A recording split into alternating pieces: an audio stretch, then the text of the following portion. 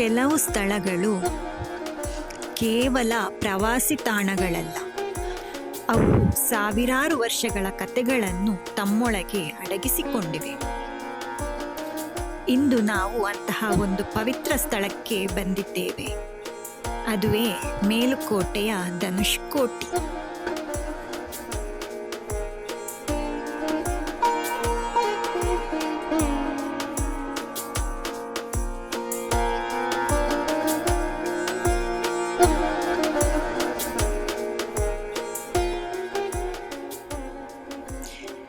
ಈ ನಿಶ್ಶಬ್ದ, ಈ ತಂಪಾದ ಗಾಳಿ, ಈ ಬೆಟ್ಟಗಳು ಇವೆಲ್ಲವೂ ಒಂದೇ ಕಥೆಯನ್ನು ಹೇಳುತ್ತಿವೆ. ರಾಮಾಯಣದ ಕಾಲದ ಕಥೆಯನ್ನು.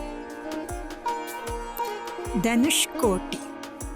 ಧನುಷ್ ಅಂದರೆ ಬಿಲ್ಲು, ಕೋಟಿ ಅಂದರೆ ಅದರ ತುದಿ. ಆದರೆ ಈ ಹೆಸರಿನ ಹಿಂದೆ ಅಡಗಿರುವ ಕತೆ ಭಕ್ತಿಯನ್ನು, ನಂಬಿಕೆಯನ್ನು ಜೀವಂತವಾಗಿರಿಸಿದೆ. ಸ್ಥಳೀಯ ನಂಬಿಕೆಯ ಪ್ರಕಾರ ಶ್ರೀರಾಮ, ಸೀತಾದೇವಿ ಮತ್ತು ಲಕ್ಷ್ಮಣರು ವನವಾಸದ ಸಮಯದಲ್ಲಿ ಈ ಪ್ರದೇಶಕ್ಕೆ ಬಂದಿದ್ದರು. ಪ್ರಯಾಣದ ಆಯಾಸದಿಂದ ಸೀತಾದೇವಿಗೆ ತುಂಬ ದಾಹವಾಗಿತ್ತು. ಆದರೆ ಎಲ್ಲೆಡೆ ಕಲ್ಲುಗಳು ಮಾತ್ರ, ನೀರಿನ ಸುಳಿವೇ ಇರಲಿಲ್ಲ. ಆಗ ಶ್ರೀರಾಮನು ತನ್ನ ಬಿಲ್ಲಿನಿಂದ ಒಂದು ಬಾಣವನ್ನು ಬಂಡೆಯ ಕಡೆಗೆ ಹಾರಿಸಿದನು.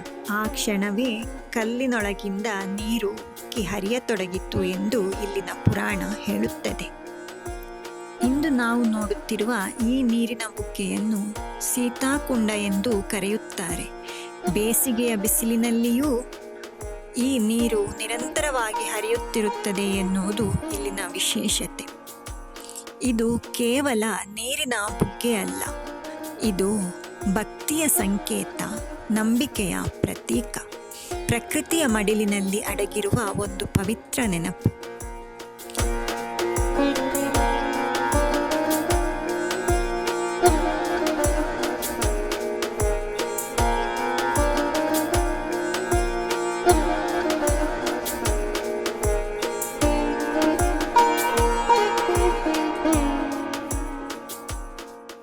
ಅನೇಕ ಭಕ್ತರು ಈ ನೀರನ್ನು ಪವಿತ್ರವೆಂದು ಗೌರವಿಸುತ್ತಾರೆ ಮತ್ತು ಭಕ್ತಿಯಿಂದ ದರ್ಶನ ಮಾಡುತ್ತಾರೆ. ಮೇಲುಕೋಟೆ ದೇವಾಲಯಗಳಿಗೆ ಮಾತ್ರ ಪ್ರಸಿದ್ಧವಲ್ಲ. ಇಲ್ಲಿನ ಪ್ರತಿಯೊಂದು ಬೆಟ್ಟ, ಪ್ರತಿಯೊಂದು ಕಲ್ಲು, ಪ್ರತಿಯೊಂದು ಗಾಳಿಯ ಉಸಿರಿನಲ್ಲೂ ಇತಿಹಾಸದ ಪ್ರತಿಧ್ವನಿ ಕೇಳಿಸುತ್ತದೆ. ಈ ಕತೆ ನಿಜವೋ ಪುರಾಣವೋ ಅದು ಪ್ರತಿಯೊಬ್ಬರ ನಂಬಿಕೆಗೆ ಬಿಟ್ಟದ್ದು. ಆದರೆ ಈ ಸ್ಥಳಕ್ಕೆ ಬಂದಾಗ ಸಿಗುವ ಶಾಂತಿ, ಈ ಪ್ರಕೃತಿಯ ಸೌಂದರ್ಯ ಮತ್ತು ಮನಸ್ಸಿನಲ್ಲಿ ಮೂಡುವ ಭಕ್ತಿ, ಅವು ಮಾತ್ರ ನಿಜವಾದ ಅನುಭವ. ನೀವು ಮೇಲುಕೋಟೆಗೆ ಬಂದರೆ ಚೆಲುವನಾರಾಯಣ ಸ್ವಾಮಿ ದೇವಾಲಯ, ಯೋಗ ನರಸಿಂಹ ಸ್ವಾಮಿ ದೇವಾಲಯ ಮತ್ತು ಈ ಧನುಷ್ಕೋಟಿಯನ್ನು ತಪ್ಪದೇ ಭೇಟಿ ನೀಡಿ. ಇಲ್ಲಿನ ಪ್ರಕೃತಿ ಮತ್ತು ಪುರಾಣದ ಕತೆ ನಿಮ್ಮ ಮನಸ್ಸಿನಲ್ಲಿ ಸದಾ ಉಳಿಯುತ್ತದೆ.